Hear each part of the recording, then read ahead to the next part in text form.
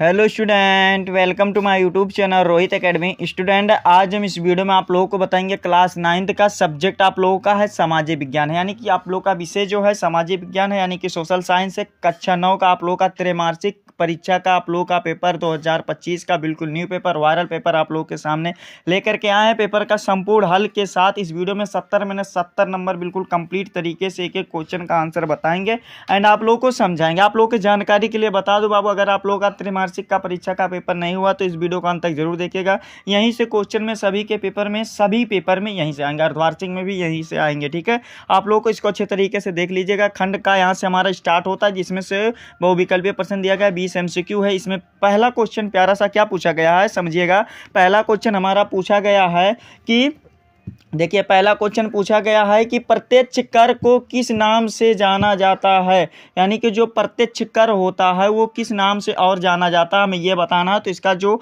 Right answer हो जाएगा, प्रत्यक्ष कर को दूसरा नाम क्या होता है बाबू, आयकर होता है। क्या होता है, आयकर होता है, यानी कि डी वाला हमारा ऑप्शन राइट हो जाएगा इसका। फिर अगला क्वेश्चन दिया गया, कर्क रेखा किस राज्य से होकर नहीं गुजरती, यानी कि कर्क रेखा किस राज्य से होकर नहीं गुजरती है, हमें ये बताना है। तो यहाँ पर देखिए, जो क्वेश्चन दिया गया है कर्क रेखा वाला, इसमें जो दिया गया है ये उड़ीसा राइट आंसर हो जाएगा, यानी कि इससे नहीं गुजरती। और किस किस से गुजरती है, तो जो भारत के 8 राज्यों से होकर गुजरती है, जिसमें पहला है गुजरात है, राजस्थान है, MP यानी कि मध्य प्रदेश है, छत्तीसगढ़ है, झारखंड है, पश्चिम बंगाल है, त्रिपुरा और मिजोरम है। और उड़ीसा जो है यहाँ से होकर नहीं गुजरती है, तो यही हमारा राइट आंसर हो जाएगा। ठीक है, चलिए दूसरा क्वेश्चन देखते हैं, आप लोग को बताते हैं। संपूर्ण हल के साथ एक एक क्वेश्चन का आंसर बताएंगे, आप लोग को समझाएंगे। सभी डिस्ट्रिक्ट में सभी स्कूल कॉलेज में यहीं से क्वेश्चन पूछे जाएंगे। आप लोग इस अच्छे तरीके से देख लीजिएगा, इसको नोट कर लीजिएगा कोई भी कॉपी में, या और वीडियो को आप लोग शेयर नहीं करते तो सभी स्टूडेंट के पास जरूर शेयर करके पहुंचा दीजिएगा। ठीक है, तीसरा क्वेश्चन दिया गया, छोटे किसान भारत में किसानों की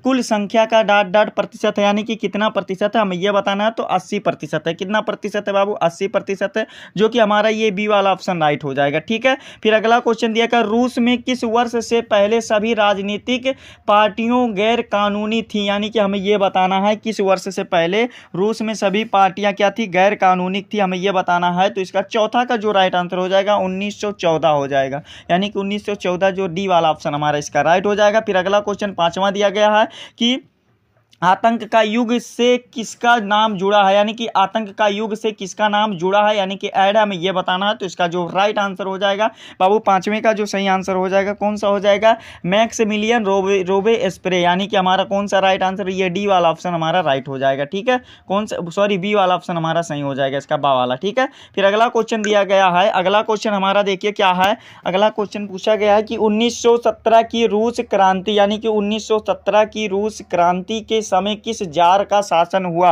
यानी कि किस जार का शासन था, हमें यह बताना है, यानी कि किस जार का शासन था, हमें यह बताना है।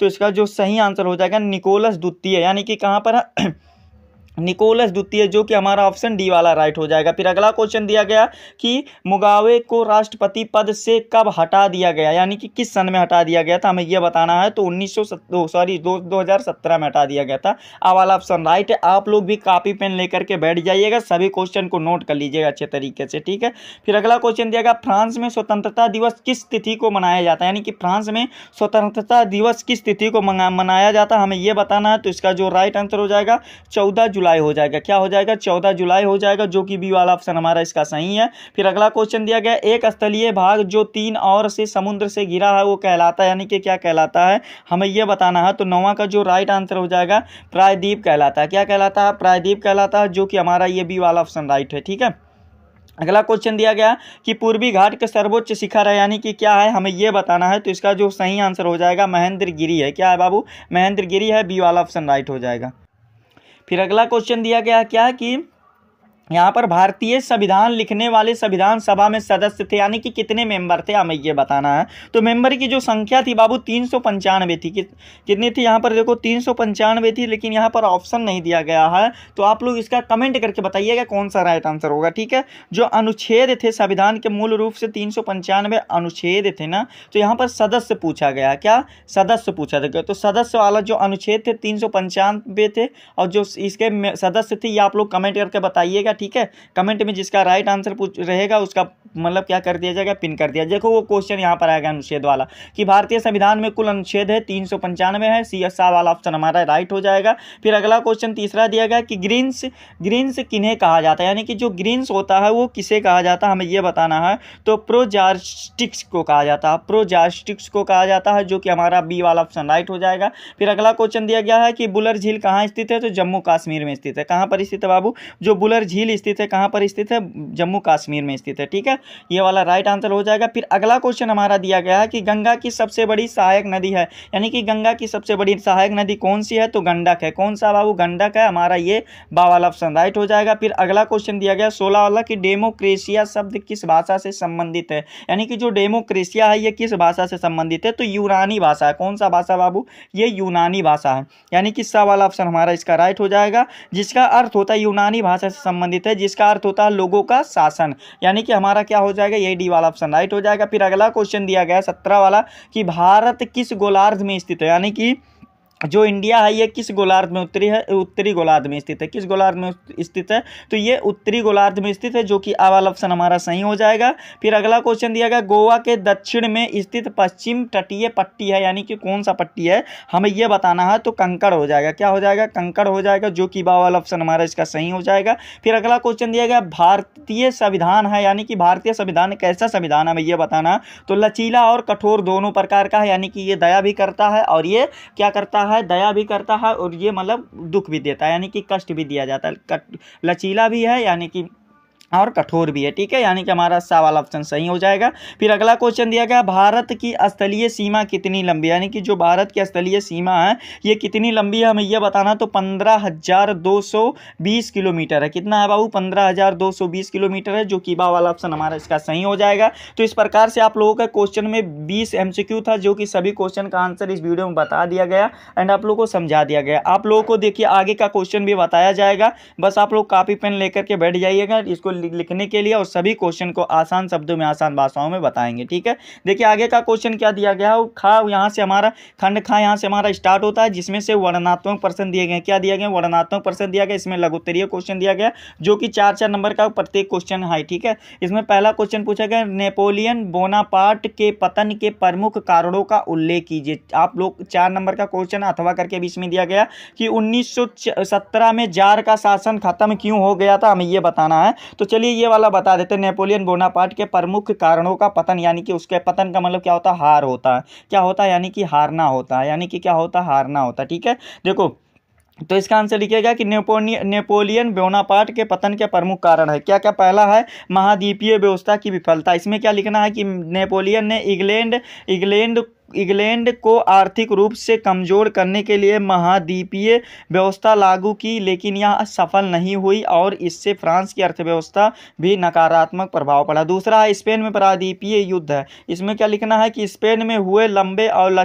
खर्चीले युद्ध में नेपोलियन की सेना को कमजोर किया और उसके संसाधनों को समाप्त कर दिया। तीसरा क्या लिखना, रूस पर आक्रमण की विफलता, यानी कि हार हो गया। तो चौथा लिख दीजिएगा राष्ट्रवाद क्या उदय। इस प्रकार से आप लोग का ये 4 नंबर कंप्लीट हो जाएगा। अथवा वाला भी क्वेश्चन जो दिया गया इसको आप लोग अच्छे तरीके से स्वयं तैयार कर लीजिएगा, ठीक है। फिर अगला क्वेश्चन क्या दिया गया है कि दूसरा क्वेश्चन है कि भारत की स्थिति एवं विस्तार की मुख्य विशेषताओं का उल्लेख कीजिए, यानी कि उल्लेख करना है। 4 नंबर का क्वेश्चन इसमें अथवा करके भी दिया गया है। तो ये वाला क्वेश्चन आप लोग स्वयं से तैयार कर लीजिएगा। जितना क्वेश्चन बता रहे ना वो सभी क्वेश्चन को आप लोग स्वयं से अच्छे तरीके से तैयार कर लीजिएगा। देखिए क्यों तैयार कर लीजिएगा, सभी क्वेश्चन को क्या करना, नोट कर लेना है और अच्छे तरीके से आप लोग तैयार कर लीजिएगा, ठीक है, जितना भी क्वेश्चन बताया जा रहा है। तो फिर इसमें अगला क्वेश्चन क्या पूछा गया है कि लोकतंत्र। तीसरा क्वेश्चन है कि लोकतंत्र के 4 गुण बताइए, यानी कि लोकतंत्र के 4 गुण बताना है हमें। तो इसका आंसर देखिए आप लोगों को क्या करना है, जितना भी क्वेश्चन सभी है ना ये क्या करना है, लोकतंत्र के जो 4 गुण है ना इसको आप लोगों को क्या कर लेना है, तैयार कर लेना अच्छे तरीके से।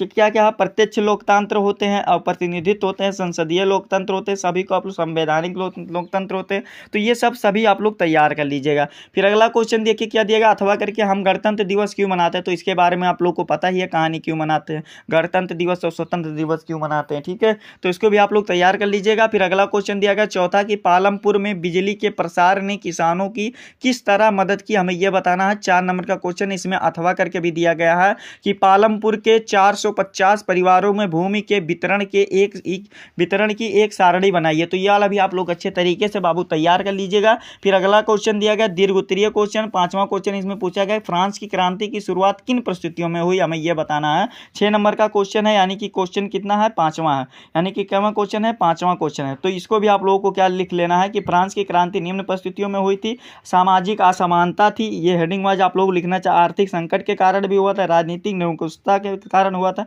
दार्शनिक प्रभाव भी था, और बढ़ती कीमतें और खाद्य संकट थी, यानी कि खाने में महामारी थी। इस प्रकार से ये वाला भी तैयार कर लीजिए। अगर ये क्वेश्चन नहीं करना चाहते हैं तो यहाँ पर अथवा करके भी दिया गया है, रूस में सामाजिक आर्थिक और राजनीतिक हालात 1900 पहले से कैसे थे, यानी कि 1905 से पहले कैसे थे, ये वाला भी तैयार कर लीजिएगा। ठीक है, सभी मोस्ट इंपॉर्टेंट क्वेश्चन है। ठीक है, इसको तैयार कर लीजिएगा। फिर 6 वाला क्वेश्चन दिया गया हिंद महासागर में भारत के केंद्रीय स्थिति से इसे किस प्रकार लाभ प्राप्त हुआ, हमें यह बताइए। 6 नंबर का क्वेश्चन है, अथवा करके दिया गया उत्तर के विशाल मैदान का आर्थिक महत्व लिखिए। क्या लिखना, आर्थिक महत्व बताइए। तो ये वाला भी क्वेश्चन आप लोग अच्छे तरीके से तैयार कर लीजिएगा। ठीक है, फिर अगला क्वेश्चन दिया गया लोकतंत्र के प्रकार लिखिए, यानी कि लोकतंत्र क्या होता है, यही आप लोग को लिखना है। यानी कि 7वां क्वेश्चन ये लिखना है। तो लोकतंत्र बहुत प्रकार का होता है बाबू, आप लोगों का प्रत्यक्ष लोकतंत्र होता है, प्रतिनिधित्व यानी कि निम्नलिखित प्रकार के होते हैं, संसद ये लोकतंत्र होता है, अध्याचनात्मक लोकतंत्र होता है, संवैधानिक लोकतंत्र होता है। तो इन सभी के बारे में आप लोग तैयार कर लीजिएगा। ठीक, अथवा करके भी दिया गया संविधान सभा से आप क्या समझते हैं,